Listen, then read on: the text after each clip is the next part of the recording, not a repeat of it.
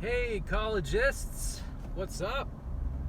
So, this is a short, just for Father's Day. Hey! So, you might have a little trouble hearing me. I'm going to try to talk as loudly as I can because this is just the iPhone microphone.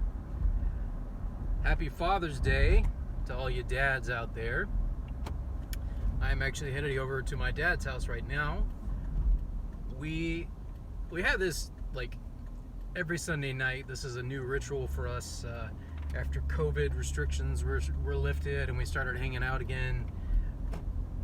I had the idea for us to have Star Trek night. So Star Trek The Next Generation is something that we connected over when I was growing up. My dad and I, as well as my sisters, also enjoyed it. And I suggested we start getting together every Sunday night and watching an episode, and we are literally going through the entire series. We did skip the episode Justice in the first season because it's just crap. Not that some of the episodes aren't, but it's just like, eh. But that's beside the point. We are just having fun watching this. My sister's with us sometimes. Other times it's just me and my dad. And we both like science fiction. I'm assuming part of the reason I like science fiction is because my dad likes science fiction, which I'm totally down with that.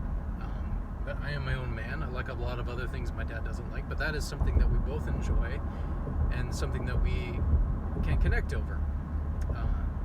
So we're going to go have some fun. And the first season, for those of you Trek fans who grew up watching Star Trek The Next Generation, or for those of you who are older and watched it, you know that the first season's a little rough. It does honestly remind me a lot of the original series, and I just made the wrong turn. I went the way I normally go to work. That's what happens when you're trying to concentrate on too many things at once. Now I gotta figure out what direction to go. I think I know. Anyway, let's see. Yeah, so it reminds me a lot, which makes sense because some of the first season episodes were written by Gene Roddenberry and D.C. Fontana, who wrote a lot of the original series episodes. But you can tell the actors are still getting into the groove, and the writers are still finding their groove, so it's a little rough. But we're just having fun with it, man. It's kind of hilarious. It's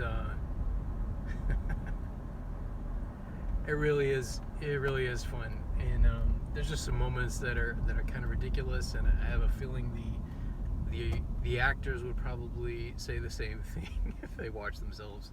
They would just get a crack out of it.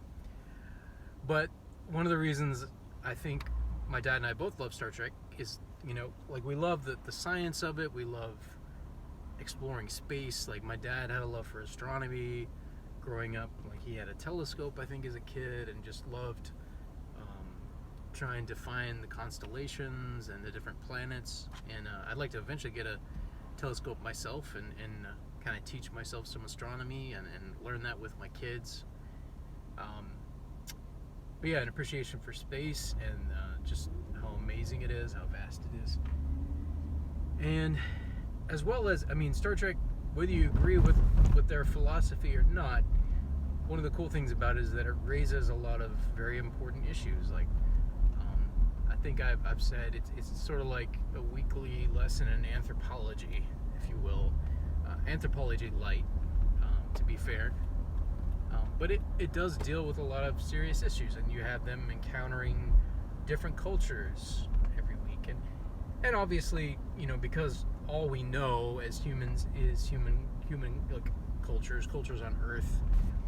Most of these alien cultures are just human cultures reimagined and kind of given, sometimes it's a fusion of different elements from history. But there's themes and that you can explore with science fiction that you can't always explore easily with a more serious drama that's based in the modern day. That was particularly true in the 1960s.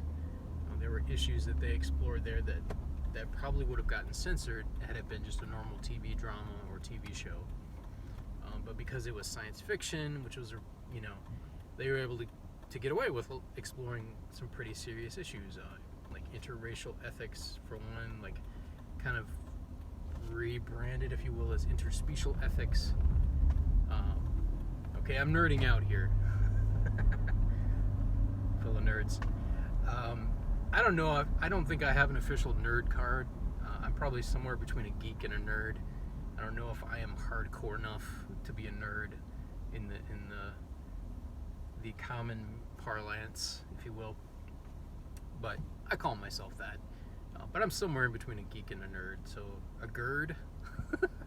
I guess I'm a GERD or a neek. I'm a neek guy. There you go. Anyway. So yeah, my dad and I also enjoy, which I probably enjoy this because he's my dad, but we love words well spoken, words fitly spoken, if you were, words well chosen, and our humor involves a lot of word puns. One of our favorite family games is Mad Libs, like that. That's been one of our favorite family games over the years. Just really fun.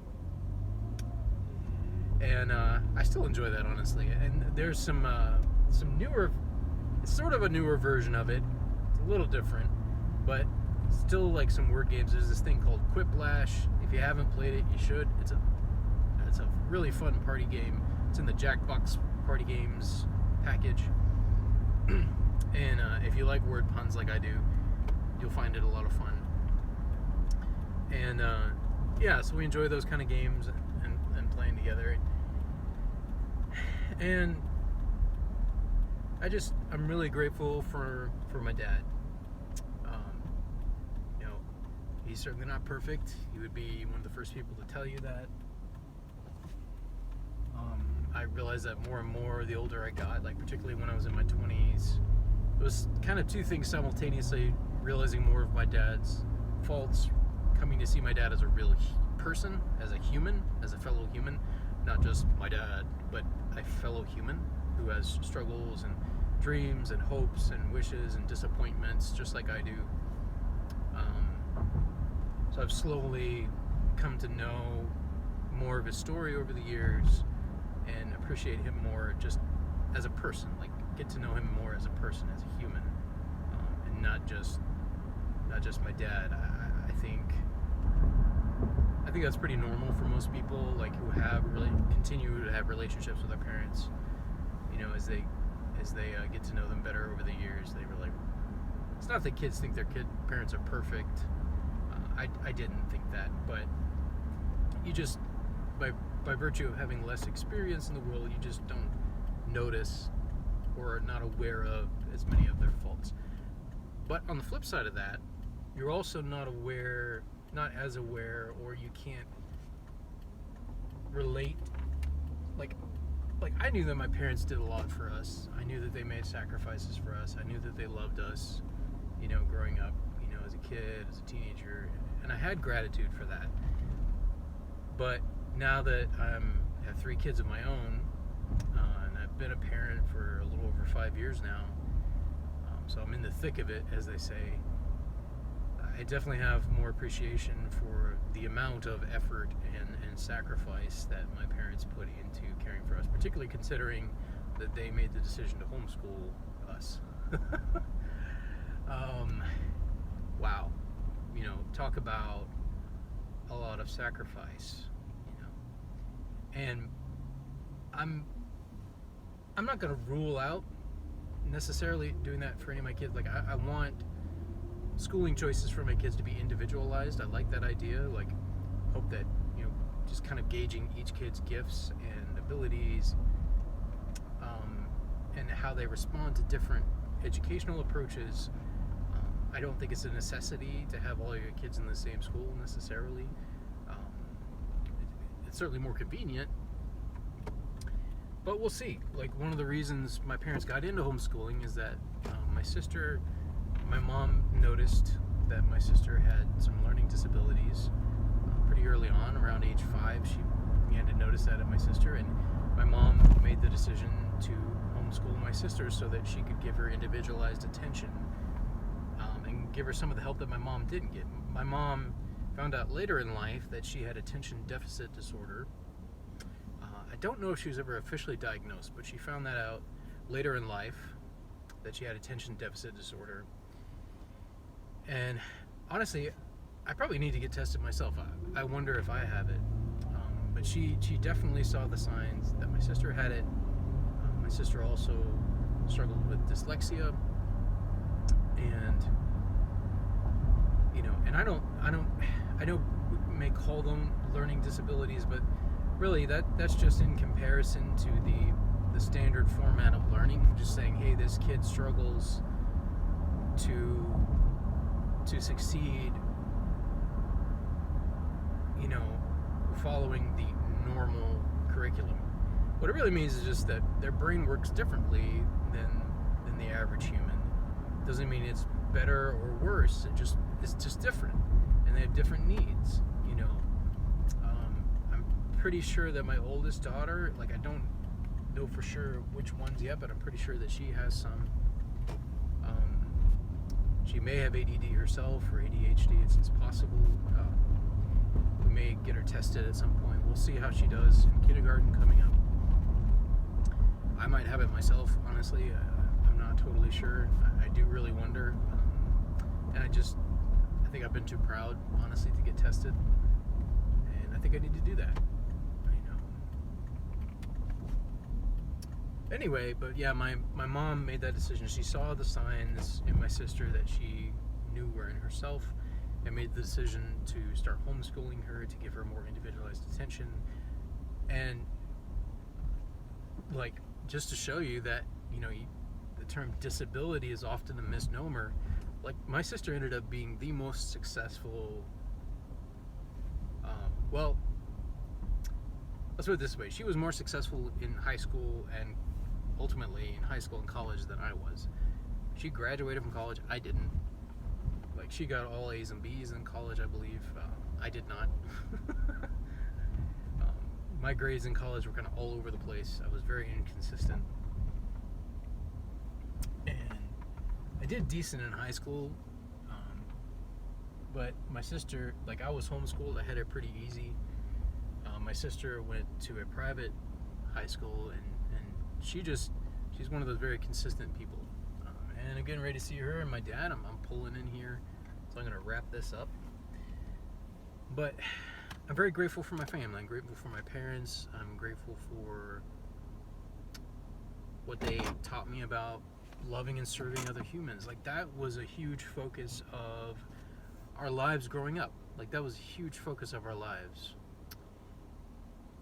Was serving other people. My parents were Christian missionaries, so much of the focus of our lives was centered around caring for others and serving others.